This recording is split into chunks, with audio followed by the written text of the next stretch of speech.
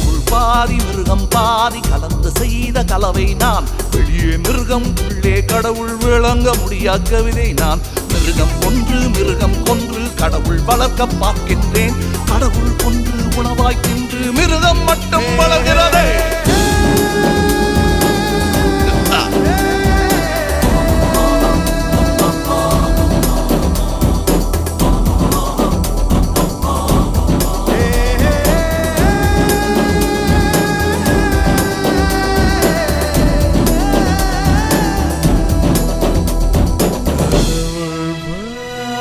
மிருகம் பாதி கலந்து செய்த கலவை காற்றில் ஏறி மழையில் ஆடி கவிதை பாடும்